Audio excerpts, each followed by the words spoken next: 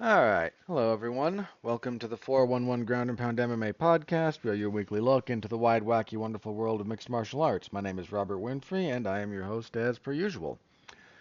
Thank you all very much for tuning in. Always appreciated, especially during the slow weeks. And, I understand that when we're just on the weekly Apex slop, not as many people, but we got 7 coming up? Hang on. Not that one. 308. We just had 307. So 308's coming up, and that's a good one. That's a pretty big one. So we'll all be very excited about that card. So, but until then, I'm still gonna be here because of course I am. All right. Tonight, what do we got? There was UFC on ESPN Plus 102 last night. That was, you know what? It exceeded expectations. Give it its due. We have a preview for UFC on ESPN Plus 103, which is a very one fight card. Um, then a little bit of news. Some fights got announced, all that good stuff. So anything you can do to interact with the product is always appreciated. You know, like, comment, subscribe, star rating, written review, sharing around. You all know the drill. That's it for the preamble. So let's jump into this, shall we? UFC on ESPN Plus 102. This one was UFC Vegas. What are they? 98? Yeah, 98. We start with the prediction tracker per usual these days. Let's see. We had one fight fall out. Josh Fremd and Rabdul Azak Al Hassan fell apart. Fremd missed weight, and either because he missed by too much, or they just decided there was some other medical thing associated with it. Anyway, that fight didn't happen. Two other weight misses. Dan Argueta and Gooden both missed. Did not affect my picks on either of those fights. I got hesitant on the Argueta one because missing at bantamweight can actually convey some advantages, but ultimately I stuck it out. So went 10-2 overall. Missed the Sabatini and Pierce fight. Um, Not too mad at myself over that. Probably, I think I mentioned that, we're gonna have some good grappling, but Pierce more control wrestling and then like ground and pound, whereas Sabatini a bit more of the pure jujitsu element, and that won out. And got the main event wrong. Stuck with Tyra the whole way. The closer we got to this, the more I started leaning towards Royval. Not enough to change my pick, but he was much better than those odds indicated, clearly since he won. So yeah, Royval, Tyra, not too mad about getting that one wrong. A little bit speculative on my part picking the more untested fighter, but it's another. I can live with it. So 10-2, I'm very happy with that. That's 289 and 121 on the year. Assuming my math is still consistent on my spreadsheet. I will, before I do the year-end thing when it's all, or my year-end review when I get to next year maybe. I'll double check all the math on that because I want to be completely sure. But that's where we are right now, and still feeling pretty good. Still feeling pretty good about all of that. All right, as for the fights themselves. Main event, Brandon Royval defeats Tatsuro Taira, split decision, 48-47s. Don't quite get the one going for for Taira here, excuse me. Sal D'Amato, who had a bad night. He was the dissenting opinion in quite a few split decisions. Um, because the swing round in that case was the first. The others aren't hard to score. Tyra gets 2 and 4 pretty clearly. Lots of great back control. Really exceptional maintaining of the body triangle. Switching to a power half with his hands at times if he's about to get shifted off to the side. power half Nelson with the forearm to maintain position and stop Royval from getting too much extension through the torso, keep his posture broken over. Rounds 3 and 5. See, I would have thought that if there was going to be a swing round, it might more have been 3 because Royval does really good work early. He beats the crap out of Tyra. But near the end, gets taken down, gets his back taken for the last little bit. So figured if there was going to be some dissension there, it might be around that. Um, was around the first round, which makes no sense to me. I thought that was a fairly clear round for Brandon Royval. Not huge, but I didn't see the case for Tyra winning the first. Really good fight. This was your fight of the night. A lot of good grappling from Tyra. Royval's defensive grappling there was some of it that was really pretty solid. The story was when he was able to stop takedowns and then just keep distance. Tyra's defense, boy, does that need some work. He got hit a lot. Uh, a lot. So, big thing for him to start working on is both hand position. Some of his entries, little bit of his entry came in somewhat predictable lines and moving his head. Just not a lot of upper body movement, which let Royval hit him with shocking shocking is a bit of a strong word, but for this level, you shouldn't be getting hit that often in general. Uh, it's a really. I have no objection to this getting fight of the night. What would have been the? You could maybe do Park and Tavares as your runner-up.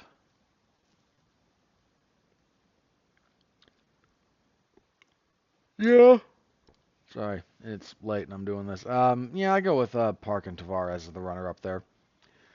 Royval should get the next title shot. We know the next fight for the belt. We'll get to that later. By all rights, Royval should be fighting for the belt. He's got a win over everyone in the top 5 except Amir Albazi. Albazi fighting a little bit later. Uh, with this win, fairly clear cut. He was very complimentary of Tyra after the fact. Tyra, a young guy. I mentioned it when I previewed this. This could very easily turn into the very talented young fighter just taking a bit too much of a step too soon. That's kind of how it played out. Uh, so hopefully Tyra can learn the appropriate lessons from this. He and his team can start working on a few things. Really good win for Royval. That guy has been slept on for quite some time. I didn't pick him here, but he was the underdog his last fight. He was the underdog in like his last 3 or 4 fights. He was the underdog to Nicolau, and then he knocked him out. He was the underdog to Pantoja, fairly, I thought. Underdog to Moreno, and the underdog here. Now, Moreno and Tyra were split decisions. This one, I don't think this one should have been split. The fight with Moreno back in February, that one was close enough that I wasn't up in arms over it. But he's been a bit slept on. He's very good. Yeah, setback for Tyra, but not an insurmountable one. This wasn't a career-altering beating necessarily. It didn't play out like that. It just when elements of your style and your game get audited and somebody finds an opening, it can be rough, especially over a longer fight. But it's not like Tyra got blown out of the water here. He had a fair amount of success. Hit a really lovely hitchhiker escape. Royval got his back briefly. Went for an armbar. Would have got a lot of people with it, I think. But once again, beautiful hitchhiker escape from Tyra into top position. His ground and pound is okay, coming along.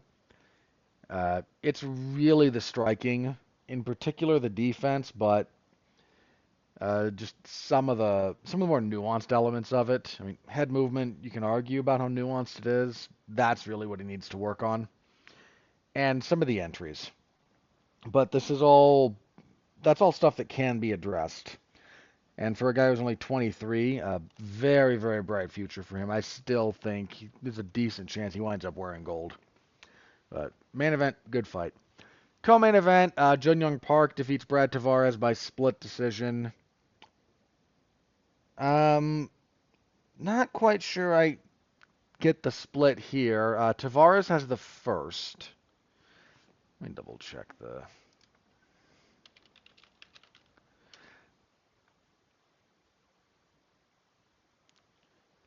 Let me double check how this went. As the UFC is nice enough to have their thing up. Okay. Yeah, first round went to Tavares. Second round was the swing round with Junichiro Kamijo giving it to Tavares, and then Park universally taking the third. If you give Tavares the second, I think it's some like the last couple of seconds when he pulls some seconds is a bit strong there. But he dealt with the pressure of Park pretty well in the first, a little bit of grappling. Second round, Park's pressure really starts working. His jab starts landing. He's getting Tavares into the fence and starting to tee off, especially in the pocket. Third round, a little bit more of the same, and then he takes Tavares down, is able to just spend the vast majority of that round top position, doing decent work. Wasn't just, not just laying and praying. Did some pretty good work there. Solid win for Park, who I've mentioned before. I got a real soft spot for that guy. He is a very entertaining fighter. And Tavares hit a couple of milestones here. He surpassed Michael Bisping for most middleweight fights in UFC history. And he surpassed Bisping for most time spent in the cage at middleweight division. So Tavares' longevity is genuinely impressive. But he's starting to get a little bit shop worn. Chidi and Jaquani beat up Jared Gooden the next time out. I mentioned Gooden missed weight. That is his second time doing so in 3 fights back in the UFC. There's no way they let that guy continue at welterweight after the track record he's displayed. A lot of clinching here, but Njokuani with some really nice clinch offense. A lot of knees, good elbows. Was hitting a really nice inside leg kick to counter whenever Gooden would try to pressure him on the feet. The third round actually, he did this really nice sequence, kicked the leg out as Gooden's stance broke. Grabbed single collar tie, launched a nasty knee to the head. Njokuani seems to have reinvented himself at welterweight. 2-0 since moving there. Called for a top 15 guy next. That seems a little unrealistic. Especially at only 2-0 in the weight class. Sort of depends on how a few other things shake out. Maybe somewhere between like 12 to 15 is not impossible. But a little bit... It just felt a little too much for this fight. One more and calling for a top 15 guy, I think would make more sense. But what are you gonna do? I forgot to mention we had a fight fall out when I did the thing. So, Junior Tafa and Barnett fell out. Barnett lives in Florida, I think, or the hurricanes down there messed with his ability to travel. So they got someone on a week's notice. I had picked Barnett to beat Tafa, which I stand by. But when they got a guy who was like 4-0 with 4 first-round finishes, I didn't mind too much picking Tafa for against a guy on that short a notice. I thought about it though, because I have not been terribly impressed with Tafa. Anyway, sorry, moving on. Grant Dawson got a really nice.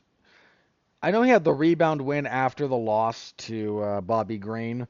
This was the one that really felt like he's back on track, though. Dominant wrestling. He had a really nice high like shoulder overhand into knee tap. In the second round, brutal ground and pound. Cut up Garcia. Was that the one that had the really gnarly cut, or am I thinking of a different fight from earlier? No, Carpenter and Rocha. Excuse me, Hocha. That one there was a pretty gnarly cut in that one too. Um, it, this one wasn't gnarly, but he bloodied him up, and then all the bizarre because MMA is weird, and Dawson like kind of embarrassed his wife after the fact, who was present and said, she's kind of the secret to my success, and her supportiveness is my second favorite thing about her. Then he like complimented some part of her body as his first favorite thing, and man, you were just a little bit specific. You didn't need to be that specific. You could have just said, you know, you could have been a little subtle, but this is MMA, so, what are you going to do? Good win for him. Probably about time he fights ranked opposition again. Let's see. And then kicking off the main card, Daniel Rodriguez defeated Alex Morono via split decision, 29-28. Morono, per usual for him, had a good first round. He's got a very awkward style between how he throws his punches, some of his rhythm. The problem is he fades a lot of. It's so weird to watch because you don't think he's got this like high energy style, but look at his stance and look at how he moves. There's a lot of bouncing and he's very upright. It actually does take a fair bit of energy. So he starts slowing in the second and then in the third, which is kind of the book on him at this point. He won the first round pretty clearly. Rodriguez gets the second and the third. Takes him a bit to get the second was close enough. I don't split here works because round two was very close. But Rodriguez started landing a bit better in that round. His front kicks to the body started working. And then by the third round, Morono, I'm not going to say gassed, but visibly slowed. And that's when Rodriguez did a lot of his best work. So second round, swing round, could go either way. I scored it for Rodriguez, so for whatever that's worth. Not a bad little fight. On the prelims, Ramazan Temirov defeats CJ Vergara via TKO punches, 250 of the first. Little bit amped up was Temirov, but a lot of the overhands. A lot of the overhands. He hit a shifting left, so started orthodox. He started southpaw. He started orthodox, threw the overhand right, stepped all the way through with it, shifting, then threw the left to follow up, and the left caught Vergara. Vergara tried to do the running man thingy that he did against Lacerda. Temirov accurately and acutely cut him off, ran him down, pounded him out. Solid debut from Temirov here. Flyweight's starting to get some life back into it, and I shouldn't say back into it because Pantoja's just been a best bout machine for a while. What we're starting to get a little bit more of, I think, is investment. Pantoja's not going to be much longer as champion if you look at some of the odds and his age and the style of fights he's had. But we're still seeing reinvestment in the weight class, so newer signees that you can be excited about who are going to continue rising. So nice to see. Featherweight, Pat Sabatini choked out Jonathan Pierce, 406 of the first with a rear naked choke. Pierce tried to wrestle him, got it, kind of failed the takedown. Sabatini slipped around to his back, jumped for it, never gave it up. Weird mistake that Pierce made in this one. He gets back to his feet with Sabatini on his back and commits both hands to fighting the body lock. I don't know if he didn't realize where one of Sabatini's arms was or just a mental lapse, because committing both hands to that means nothing is blocking your neck, and got choked out for it. Tembo Garimbo defeated Nico Price by unanimous decision, 30-27 across the boards. Pretty solid overall performance from Garimbo. Better striking, did some better grappling in the third round to, when I say ice it, I don't mean that in the negative. But once he got Price down, Price off his back is not a giant threat, and Garimbo was able to keep him there, do enough work. So when I say ice, once again, not lay and pray, but rather mitigate risk. He effectively mitigated risk while still being also actually working towards damage and finishing. Heavyweight, this was your comedy bout of the evening. Junior Tafa TKO'd Sean Sharaf, 2:15 of the second. Dominic Cruz with the line on commentary after this was over. They had 5 minutes of cardio and it went 7. He is not wrong. First round went a little bit back and forth, both guys kind of slugging it out. Near the end of the round, Sharaf gets a takedown and Tafa's just spent, so he can't get up. There's like 10 more seconds in that round. Sharaf gets the stoppage, but Tafa holds on, covers up enough. Second round starts, both guys done. They're just gassed. It very quickly becomes one of those things where, oh, if either of these guys falls over, I don't even mean like gets knocked down, just falls over. They could trip and fall, and it's going to be it. They're not going to have the energy to get up. Went a little back and forth there. Ultimately, Tafa strung together enough offense to get the mercy stoppage. Watch this if you want to laugh. And those are, that's the best way I can phrase it. Yeah, they tried to interview Tafa after the fight, and that was not happening. Let's see. Strawweight, Julia Pilastri defeated Corey McKenna via split decision. There was a 29-28 either way and a 30-27 for Pilastri. I understand the 30-27 for Pilastri more than the 29-28 for McKenna. Lot of forward pressure from Pilastri. Some decent counter boxing from McKenna, but she couldn't get Pilastri to slow down. And anytime they got close, Pilastri had better firepower. Anytime they clinched, Pilastri's knees and elbows in the clinch, which she spent a fair amount of time doing, just kind of wore down McKenna. See, bantamweight next. Cody Haddon defeated Dan Argueta via unanimous decision, 30-27 across the boards. Argueta had a good enough first round, but after that, not enough to win it. Had some takedowns, but couldn't really keep Haddon down anytime they got up. Haddon just very slick with the boxing. That's kind of just how the whole round played out. Not a bad fight, actually. And then kicking everything off, Clayton Carpenter beat Luis Hocha via technical submission. Yeah, choked him out with a rear naked choke, 2:12 of the second. Carpenter battered Hocha once they got to the ground. He had a pretty nasty cut on the eyebrow. Not enough to stop it, apparently, according to the doctor, but not a nice cut. Solid win for Carpenter. Looks to be a legitimate prospect for a flyweight. And yeah, that was it. This exceeded expectations, apart from some of the judging curiosities. I don't think anybody won who shouldn't have, but weirdness. Sal D'Amato in particular had a fairly poor night. He was dissenting in... I'm going to double check this. Yeah, he dissented in the main event, scoring it for Tyra, which I don't get. Once again, gave Tyra the first, which is... I do not understand. He was scoring that one. That one didn't go the distance. Yeah, he was the dissenting opinion in Rodriguez and Morono.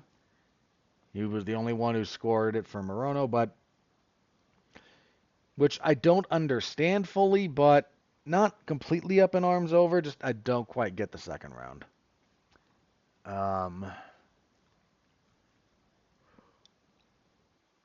He didn't mess up Temba Garimbo, which okay. Yeah, he was the dissenting opinion in Pilastri and McKenna. And yeah, so of the 4 split decisions he was involved, he was the dissenting opinion in 3 of them. I gotta be honest, that's a bit weird, don't you think? I should be able to say that without, like, incurring anyone's wrath. And I've been pretty critical of that guy as a general rule, but it seems to be not going his way.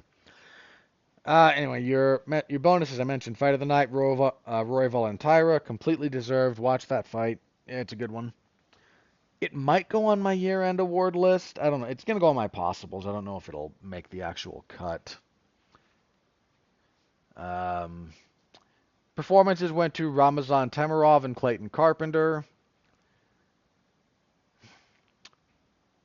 No real issues there. I thought Sabatini might have been one of them that got it, but not mad about either of those. Flyweights seem to get, like, those are all flyweights.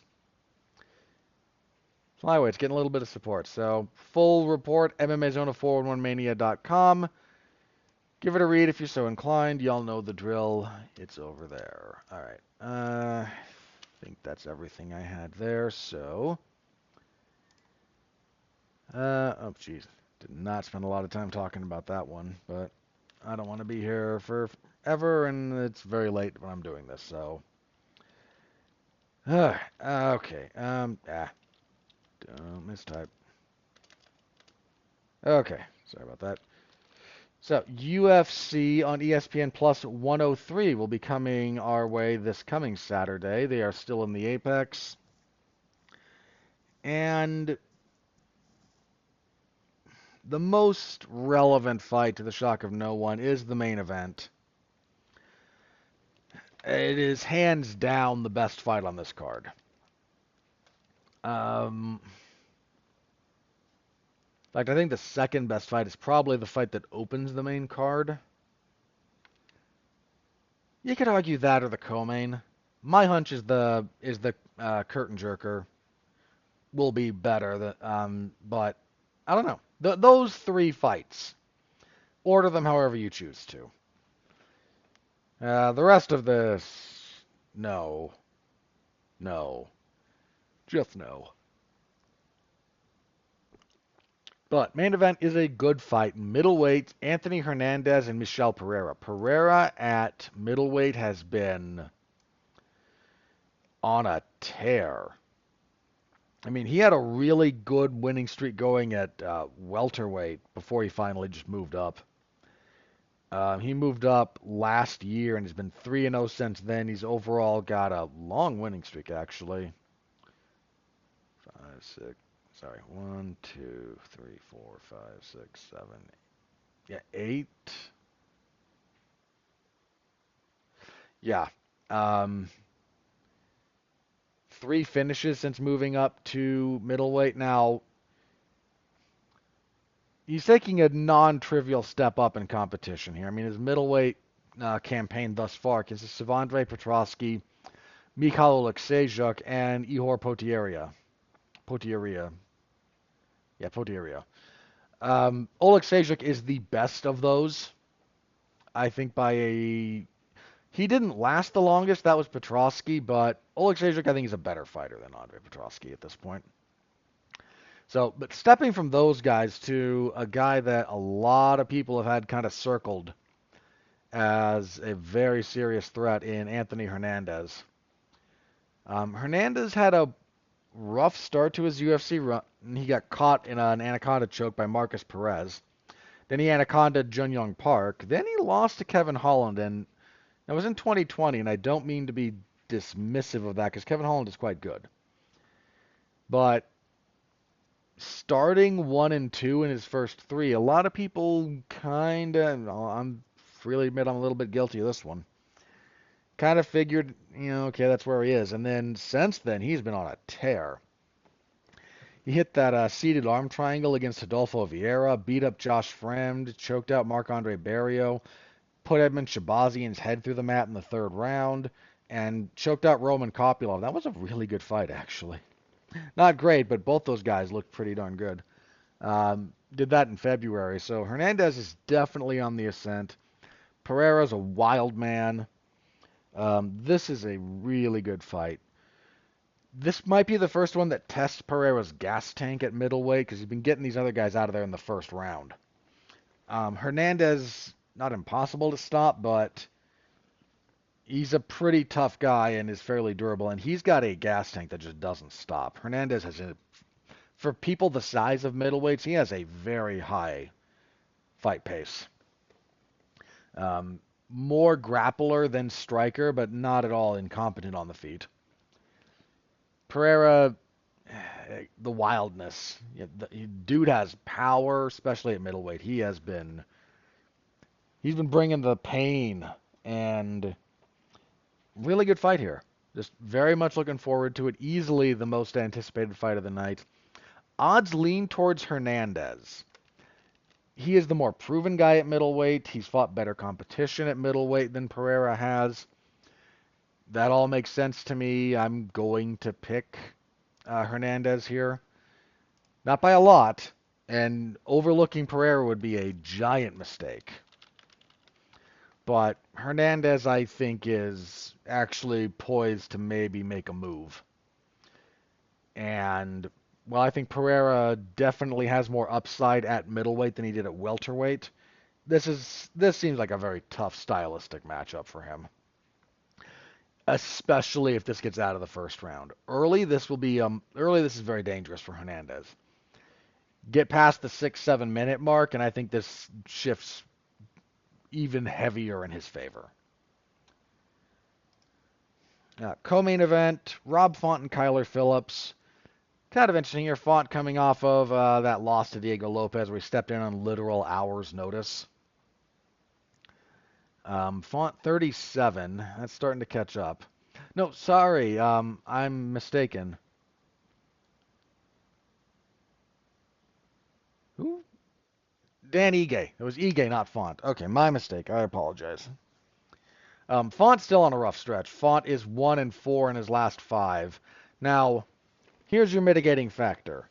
Those losses: Jose Aldo, Marlon Vera, Corey Sandhagen, and Davison Figueiredo. That's a really tough stretch, and the win he got was a very solid one over Adrian Yanez. But stiff opposition or not, and that is incredibly stiff opposition. He's got to start winning again. I don't know that it's going to be here. Phillips, only 29.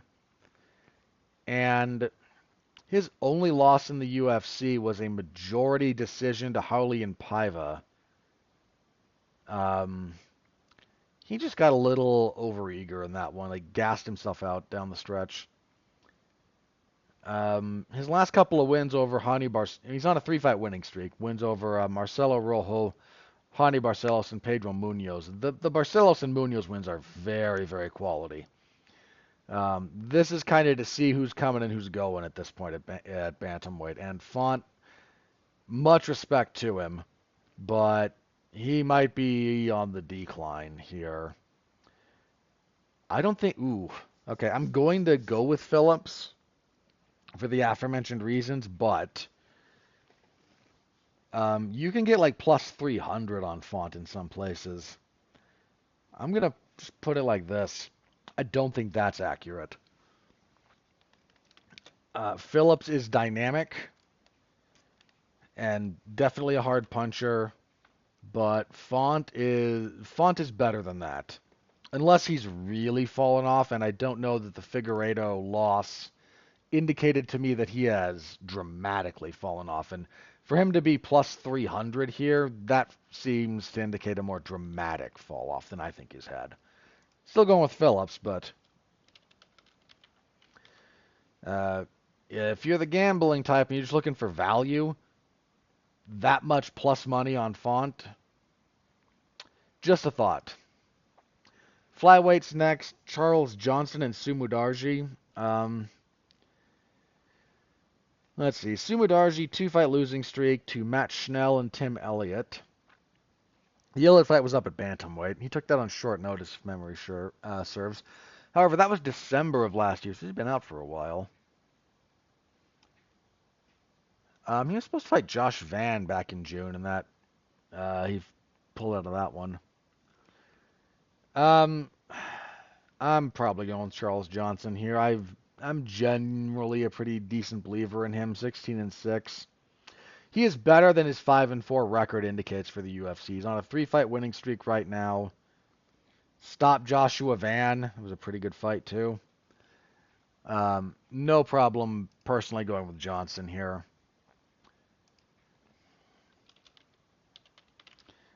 Who's been pretty vocal about wanting to get into the title picture, and if he can actually remain consistent, I think that is certainly possible.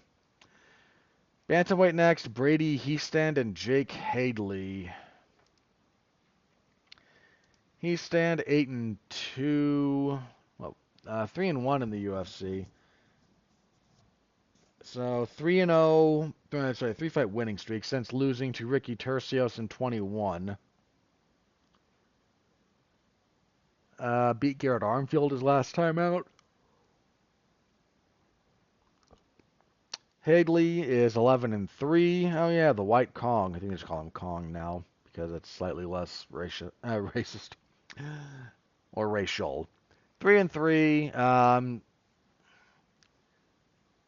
Moved up to bantamweight for his last one against Colin Loughran after a 2-fight losing streak at flyweight. Little bit on the small side for bantamweight, and Heastand will probably make him feel that. Yeah, I'm gonna go with Heastand.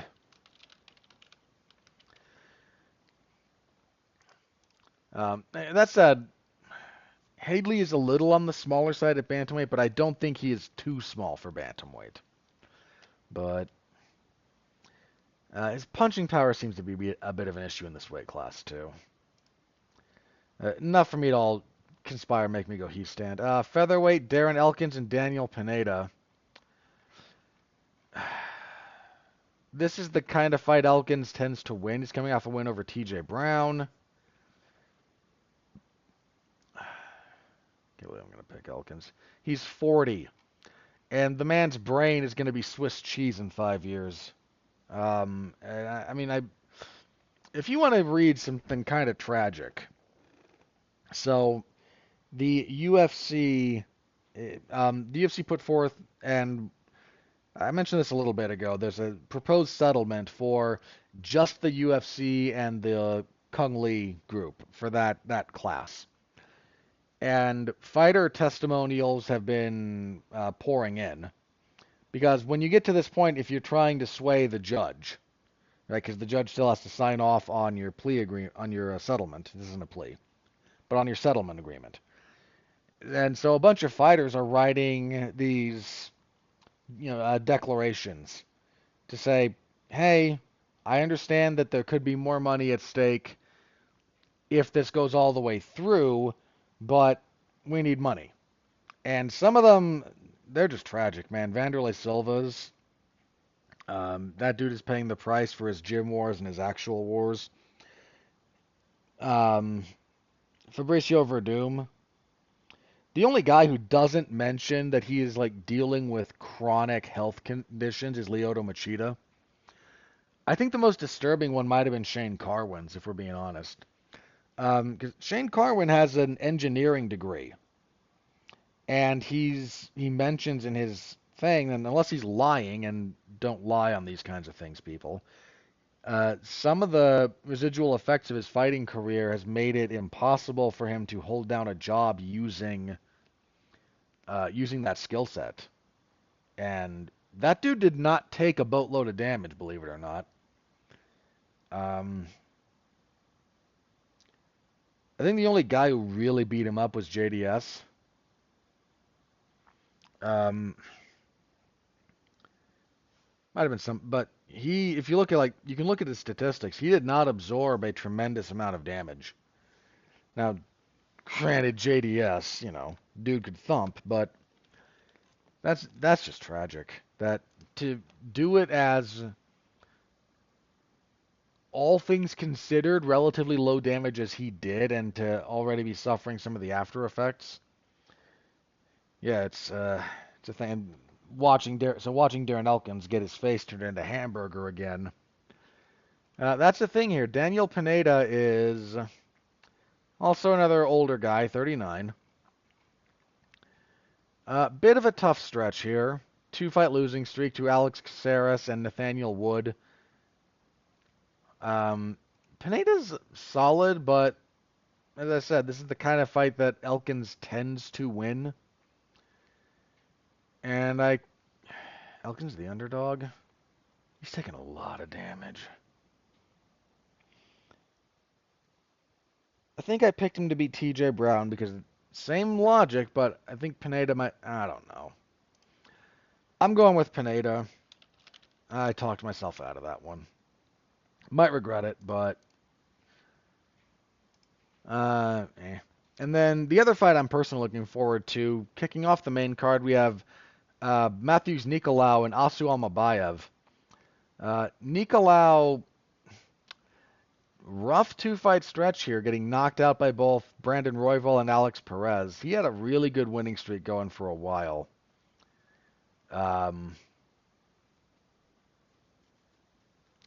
And he needs to get back on track, whereas Almabayev, only 30, hasn't lost since 2017. He is on a fairly lengthy winning streak. What, 14-ish? Yeah, I mean, 20-2. 16, sorry. Did bad math in my head. 3-0 in the UFC, wins over O'Day Osborne, CJ Vergara, and Jose Johnson, excuse me. Almabayev has looked a lot like one of the next up-and-coming things in this weight class. Nicolau is very easily the best guy he's fought, though. So he's taken a step up. I'm inclined to lean towards Almabayev, but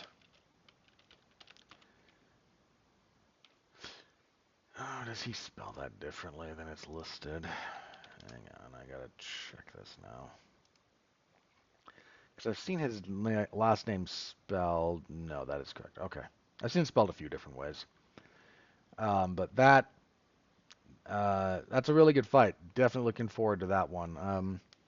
Almabayev had a bit of a tough time, I think, his last time out. So if he took the right lessons from that, but really good fight.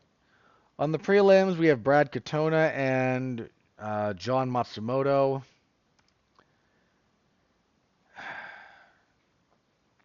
I feel weird picking Katona, and I don't know that I will here. Let me look at Matsumoto real fast. Undefeated, 15-0. 1-0 in the UFC. Yeah, I vaguely recall him guillotining Dan Argueta. I'm just not a big believer in Katona. He's 14-3. Technically 2-1 since coming back to the UFC. Not sure I thought he beat Timur Valiev on that season of The Ultimate Fighter, though. Beat Jesse Butler his last time out. I'm going to go with Matsumoto, actually. Katona just gets hit a fair bit. And I don't know. I'm going a little bit with my gut in a weird way to just, not that Katona can't win this, but I'm going with Matsumoto. The odds are with Matsumoto. That's interesting. By a decent margin, too, looking across the line. Okay. Jocelyn Edwards and Tamiris Vidal next. Edwards, 13-6. Two-fight losing streak, 4-4 overall in the UFC. Losses to Nora Cornole and Eileen Perez. Both of her wins are split decisions. I didn't think she beat... Well, sorry, both of her most recent wins are split decisions. I don't remember thinking she beat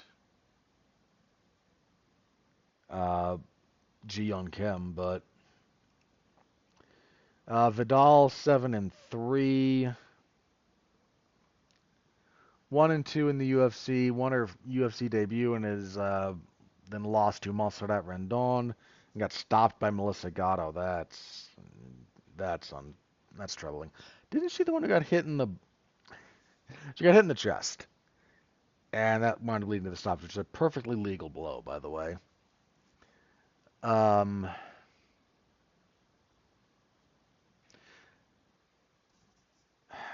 I don't actually know. I've not been terribly impressed with either woman.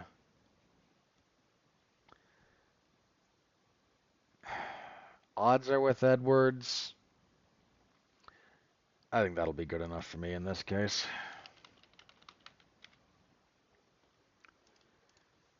Let's see. Next up we have, I think, Penne and Reed. Yeah. So Jessica Penne and Elise Reed. Jessica Penne, 41. 2-5 in her last 7. 2-fight losing streak to Emily Ducote and Tabitha Ricci. Reed, up and down in the UFC. In fact, exclusively up and down in the UFC. 3-4, trading wins and losses that whole time. Last loss to Lupita Godinez. Penne is kind of over the hill at this point. If she can force grappling, Reed's grappling leaves a lot to be desired, or at least did last time we saw her. I'm still going with Reed, but that's mostly because Penne just, I think she's just over the hill. It doesn't give me a lot of pleasure to say that, but I got to be honest. Strawweight next, Melissa Martinez and Alice Ardeline. See, Martinez 7-1. Lost her UFC debut to Elise Reed. Had a fight with Yasmin Lucindo fall out, probably to her benefit, actually. Lucindo turns out it's pretty good. Ardeline is 9-6. Lost her UFC debut to Shauna Bannon in a split decision. That ended she's on a season of The Ultimate Fighter. I don't care. 2, 3, 4. Ended a 5-fight winning streak, though.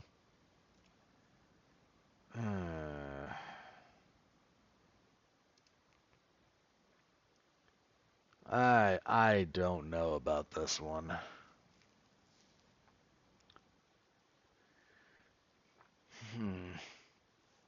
Odds are with Martinez. Have I only picked favorites? Hang on. If I've only picked favorites, I'll pick the underdog here just on principle. Hernandez, Phillips, Johnson, Houston, Ambayev, Pineda, Edward. Yeah, all right. I'll go with the underdog just to do it. Ardeline. All right. I don't want to pick all favorites all the way down. That feels a little bit like I'm just trying to pad out my numbers. And kicking everything off, Austin Lane and Robelis to Spain. I will not be picking the underdog here on principle. Austin Lane is just not that good, and the UFC is trying to rebuild to Spain after they threw him in there with Waldo Cortez Acosta. And it turned out he couldn't get up for love or money. But that's where we are. Short-ish night of fights when it's all said and done here. 2, 3, 4, 5, 6, 7, 8, 9, 10. Yeah, only 11. Thank you, UFC, for that. I deeply appreciate that, not having to sit through 13 fights. So, Saturday, MMA Zone 411mania.com. Stop by, say hello. You know where I will be, and we will have a time going through that. All right. Well, we are flying through this one, aren't we, people? So, on Saturday, the most interesting fight of the weekend was not on the UFC event. It was the boxing match for the undisputed light heavyweight title, Dmitry Bivol and Artur Beterbiev. I really wish I could have watched that live, especially considering when it aired. I could have skipped several underwhelming MMA fights. Beterbiev gets the majority decision. Super close fight. I scored it for Beterbiev. Not by a lot. I think I had him winning by 2 rounds.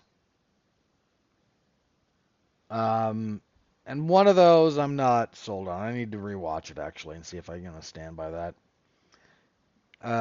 Tale of two halves, really. It's the first 6 largely go to Bivol. The fourth, I think, could have gone to Beterbiev. That's the one I gave him of those first few. But the others, a lot of it was him. The other one, 3 was decently close. I still thought Bivol's round. Or was it 4 and 5? Might have been 4 and 5. then like once you get to like 5 through 7, that's actually where the fight's won or lost. Is those 8, 5, 6, 7, and 8 are really the swing rounds because I think I gave Beterbiev most of those. Bivol comes back in like 9 and 10. 9 is one of his better rounds actually. But then Beterbiev takes 11 and 12. So there's those like 4 rounds there in the middle that the whole fight kind of hinges on. Could have scored it a draw. In fact, one of the judges did. Not like best fight of the year, I don't think, for boxing because we've had some really good boxing fights this year. But one of the most important ones, first time we've had undisputed light heavyweight, that's 175 pounds. It was a good fight. Bivol going the distance with Beterbiev, no one has done that. Beterbiev was, as a professional, 20 and 0 with 20 knockouts coming into this. And Bivol fought very well. Bivol's a very good fighter. There was no rematch clause in place for this one. They'll probably try to do it anyway. You do also have David Benavidez and David Morrell fighting, which should crown the next challenger, depending on whether or not we do get a rematch out of this one. Again, it's not contractually mandated, but if there's enough money, then they'll make it happen. By the by, Ramzan Kadyrov being there because Beterbiev is, I think he's Chechen. I know he's a Russian. He lives in Canada, but he lives and fights out of Montreal. But clearly, Russian and I believe Chechen in particular roots. So, yeah, just gross saying that guy. Um, yeah, that was. But so they might try to make a rematch. I know Turkey Al-Sheikh, the money, said he thought Bivol probably should have won, and they're going to try and do a rematch. So money is where it will determine whether or not that happens. But if you like boxing, this was a good fight. Definitely look it up if you're so inclined. All right, on the news front here, UFC 310 got its main card announced. 2 title fights. So this will be the December 7th card, which is the last pay-per-view of the year. Not the last card, there's a card the 14th. But it's scheduled. That's scheduled to be in Tampa right now. We'll see if the cleanup will be in effect by then. Probably will. But 310 from T-Mobile. 2 title fights. One for the welterweight belt, Belal Muhammad and Shavkat Rakhmonov. Clearly the right fight to make. Oh, by the by. Kamaru Usman coming out after Joaquin Buckley called him out and saying, get in line. Like, what line, man? You're a former champion, sure, but you're 0-2. Like, you didn't get a... Sorry, you're on a 3-fight losing streak. You're 0-2 at welterweight. You lost the belt, you failed to win it back, and then you lost up at middleweight against Khamzat Chimaev. There's no line, my man. You're just a guy in the division now. You have no reason for that big a head. Just not at this point in your career, man. But Belal Muhammad, Shavkat Rakhmonov, right fight to make. Not sure I like Belal's chances there, but we'll find out. I mean, you have a guy who has 2 finishes in all of his UFC fights and no knockdowns against a guy with nothing but finishes. Good fight. Right fight for the division. Looking forward to it. I'm not going to sleep on Belal Muhammad here, for the record. I'm probably going to pick Rakhmonov, but you sleep on Belal at your peril, and I will not be doing that. Also, for the flyweight title, Alexandre Pantoja looking to defend for the 3rd time against promotional debutante and former Ryzen flyweight champion Kai Asakura. Rare to see someone these days debut in the UFC with a title shot. But 1, flyweight is kind of one of those weight classes where you can, and 2, I don't think anyone's going to complain about this. Pantoja, 34. He's just been in some wars, man. all of his last 3 fights. Moreno, Royval, and Usyk wasn't a war. It was a really rough fight, but the others have just been. That dude's just been in those kind of fights. Asakura has the potential to beat him. Um, and I know that Charles Johnson got a little bit bitter about this and used some inflammatory language, claiming that Asakura hadn't beat anyone of any note. And I have to point this out. He knocked out Kyoji Horiguchi, lost the rematch, but he beat Horiguchi. He beat Shota Watanabe. That's not a gimme. He beat Juan Archuleta his last fight. It was December of last year. Like, he stopped Archuleta in 2 rounds. I'll grant you that not everyone that he fought the whole way through his time in Rizin was like uniquely the best of the best. But pretending that he only fought bums is wildly disingenuous. Kai Asakura has been fighting very good guys for quite some time. And he is a very real threat to that belt. Also for this card, Cyril Gane, Alexander Volkov got rebooked here. That's a fine enough fight. Movsar Evloev and Aljamain Sterling. Oi. That's, Evloev hasn't finished a fight since the year of the flood. I think very highly of him and his ability, but anytime he's done I'm going to get you out of there. Your last finish, so I shouldn't say the year of the flood, it was 2018. He has never finished anyone in the UFC. And then you got Sterling, who finishes are kind of a premium for him too. He had the stoppage over Dillashaw that was more about the shoulder falling out, and then the submission over Corey Sandhagen. But yeah, like barring the injury to Dillashaw, not exactly getting a lot of finishes. So that one, take the over. Long and the short of that. I don't think it'll be a bad fight, but Anthony Smith and Dominic Reyes, I don't care. Tatiana Suarez and Virna Jandiroba, okay. Nick Diaz and Vicente Luque, that's your random fight of the night. Cody Durden and Joshua Van's pretty solid. We also have Chase Hooper and Clay Guida. I don't care about Clay Guida. And Michael Chiesa and Max Griffin. It's a decent enough fight to fill out the card. So 310. UFC trying to go out with a non-trivial event there, so looks pretty good on paper. We'll see how much holds up there. All right, and in our weird bit of news of the day, I almost regret bringing this up, but Conor McGregor claims so BKFC had an event on Saturday. Conor McGregor and Dan Hooker kind of were in the vicinity. Hey, would you like to fight? Sure. How's February in Saudi Arabia sound? That sounds great to me. The UFC has not signed off on this. And I'm not convinced Conor is sincere in this desire. I'm not sure he was sober for this. But for whatever it's worth, that news is kind of floating out there. I sincerely doubt anything comes of it, but it's funny, if nothing else, to look at that and go, so this fight's all but made, apart from actual bout agreements, and the promotion being interested, and money being agreed upon, and anything that actually makes a fight actually happen.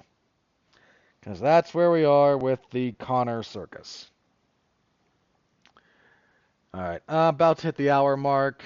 I don't have anything else written down for news, so I'm going to check the old X machine, see what's up. If nothing new has happened, we will do plugs and get out of here.